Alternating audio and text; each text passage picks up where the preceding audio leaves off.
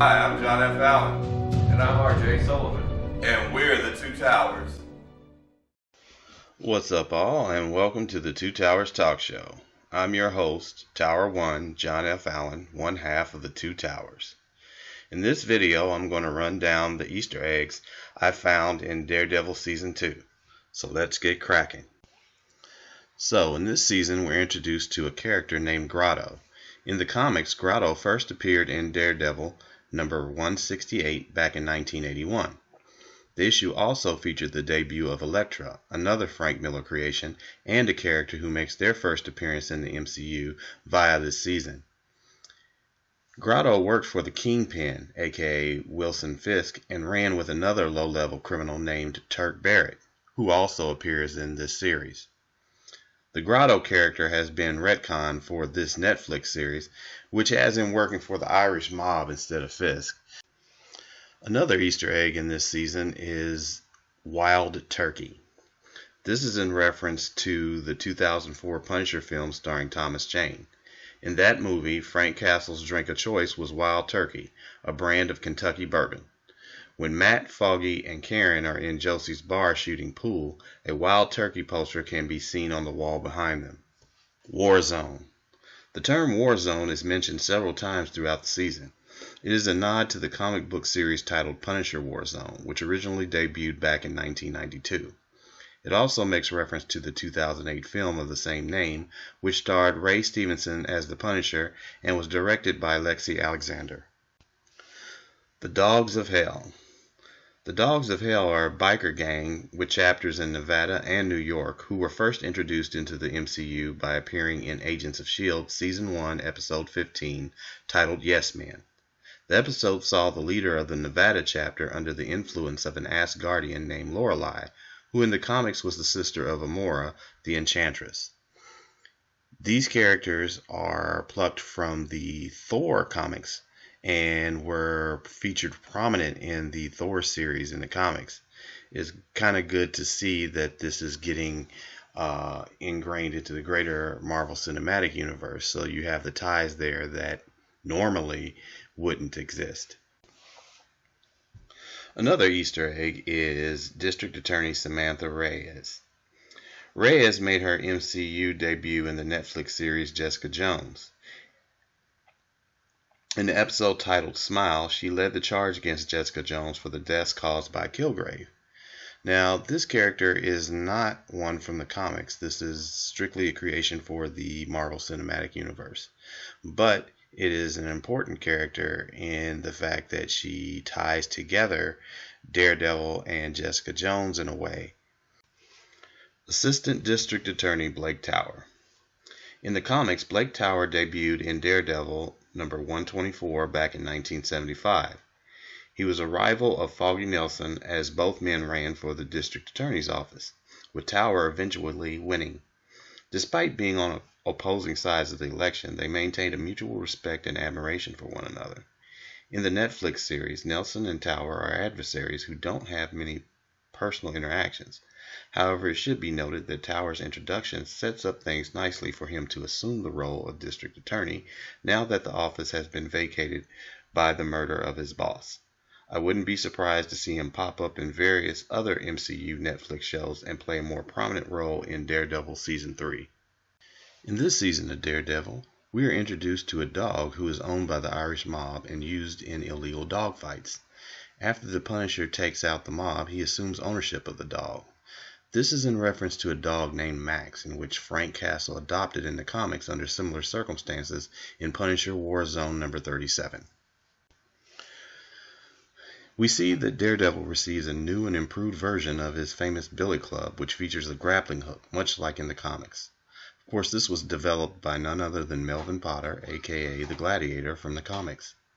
Potter has been instrumental in providing Daredevil with his bodysuits and body armors and other equipment since the end of Season 1, which brings us up to the next Easter egg. Potter also upgrades Daredevil's body armor and cowl, after the original cowl was damaged when the Punisher shot him in the head. This version appears to be a bit redder and brighter at that. It also seems to be sleeker, which improves his mobility when he's fighting. It'll be interesting to see what upgrades come along for Season 3. The next Easter eggs involve the Punisher's van and Microchip. Although it wasn't the tricked out version we've seen in the comics and it didn't have Microchip in it, a van in which Frank Castle used in the Netflix series was featured. It was set to explode when members of the Irish mob looked to reclaim their money that Castle had taken from them to finance his war on crime.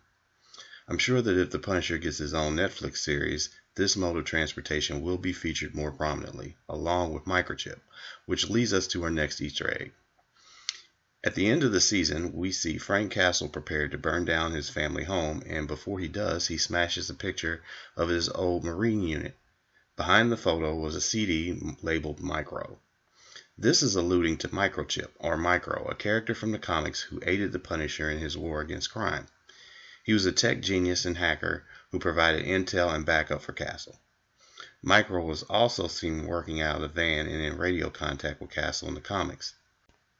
One other tidbit of MCU trivia concerning Micro. In Agents of S.H.I.E.L.D., Skye, aka Daisy Johnson, makes reference to a hacker friend named Micro. I really don't think this is a coincidence. Do you? The next items we're going to look at are newspaper clips. From Season 1 of Daredevil, we saw clipped newspaper articles, many written by the late Ben Urich, on the walls of his office. In Season 2, Karen Page goes to work for the New York Bulletin and inherits Urich's office, and we see those clippings again. However, there are noticeable additions which are displayed here in Season 2. One is the Cybertech Settles. This is in reference to Cybertech Industries, a tech firm with ties to Hydra, and is also responsible for Project Deathlock. This ties into the Agents of S.H.I.E.L.D. TV show, as Deathlock is a character that has been featured in many of those episodes. The Battle of Harlem. This involves the events depicted in the climax of the Incredible Hulk film, in which the Hulk battles the Abomination in the streets of Harlem. This encounter incurs a lot of damage to the neighborhood, and the cleanup is still being dealt with to this day. This is being alluded to in the upcoming Luke Cage Netflix series and has been mentioned in the Avengers and other times within the MCU.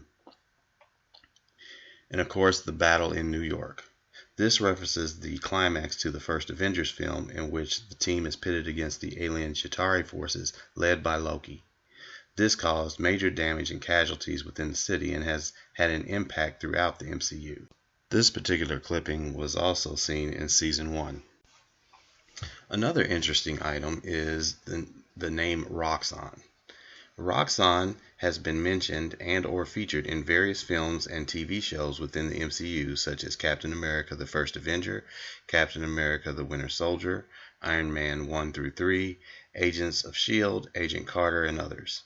In the comics, this corporation has always had its hand in criminal enterprises from its introduction in Captain America number 180 back in 1974. The various films and TV shows have remained relatively faithful to the source material in their interpretation of the corporation and its shady dealings. I've enjoyed the way that this corporation has been portrayed, and I think that the writers are going to use this corporation throughout the upcoming films and the upcoming TV shows. This is a great plot device that kind of ties this world together. I really like the fact that this show in particular has made references to something that goes all the way back to the 40s. It's kind of cool. Next, we have the return of Nobu. Now, while Nobu debuted in Daredevil Season 1, it wasn't until Season 2 that we learned that he has recuperative powers which border on immortality. This is very similar to the abilities of a comic book character named Karigi, who was an elite hand assassin who first appeared in Daredevil number 174 back in 1981.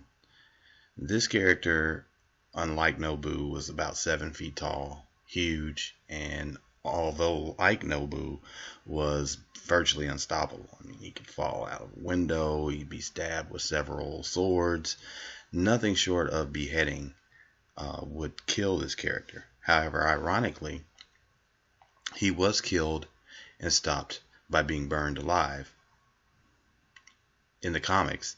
So I guess that's one death that he suffered, the same kind of death that Nobu suffered and then ended up coming back. Also, he was killed by beheading in the comics as well. So I guess they're tying some of these mythos of this character to the Nobu character in the Daredevil MCU Netflix series. Another Easter egg related to this is the appearance of a red-headed young woman associated with the Hand's leader, Nobu. Now, given her role in the series, one could suspect that she is none other than Typhoid Mary. While that hasn't been confirmed, it would be an excellent way to introduce the character for Season 3 and expand her role in the MCU where Daredevil is concerned. In the comics, Typhoid Mary was an enemy of Daredevil who had multiple personalities, telekinetic and pyrokinetic abilities, and was often associated with the Hand. This character is an interesting foil that could serve a great purpose in Season 3. Next we have Melvin Potter, aka the Gladiator. Now this season we see Melvin Potter, aka the Gladiator, in his return. He makes the improvements to Daredevil's body armor and billy club as I mentioned earlier, but he also shows off a bodysuit or body armor of his own which closely resembles the costume the character wore in the comics. Although throughout Potter's workshop we see various Gladiator themed posters.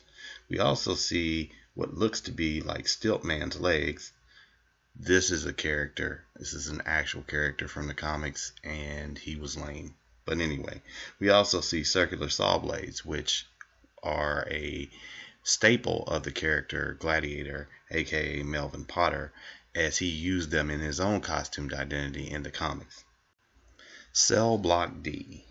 The fact that Cell Block D was mentioned in this season was not just because that's where Wilson Fisk was housed, it was also the same area of prison in which Matt Murdock was housed in a run in the comics. This storyline was titled The Devil in Cell Block D, and as I mentioned earlier, Matt Murdock is imprisoned with all the people who he put in jail. So this makes for an interesting story. If you get a chance, you should probably check that one out. And last but not least, we have Hogarth, Chow, and Benowitz. This was an awesome tie-in between all the current Netflix shows that Jerry Hogarth, played by Carrie Ann Moss, showed up to offer Foggy Nelson a position at her law firm. Foggy's on and off girlfriend, Marcy Stahl, recommends him to Hogarth upon hearing that Nelson and Murdoch has been dissolved. The Jerry Hogarth character has now appeared in Jessica Jones, Daredevil Season 2, and will likely appear in the upcoming Iron Fist Netflix series. In the comics, Hogarth was the attorney of Danny Rand, aka Iron Fist. Well, I hope you've enjoyed this video, and if you have any Easter eggs that you found that I did not, please make sure that you comment in the comments below and let us know which ones you found. And until next time, ewa. The Two Towers Talk Show is sponsored in part by Showtime Cinema in Mooresville, Indiana. Their friendly staff is always willing to go the extra mile to make your movie-going experience an enjoyable and memorable one. Enjoy the comfort of their new cushioned seating in their spacious auditoriums. And while you're there, be sure to stop by the concession stand and purchase some popcorn where real butter topping is an option. They're located at 300 South Bridge Street in Mooresville, Indiana. We hope to see you at the movies. Be sure to check out our advertising partner, DC and Marvel, a Universal Alliance. They are a friendly Facebook community who offer digital comic book giveaways, games, tournaments, and viewing parties. Follow the link below and give them a look. You'll be glad you did.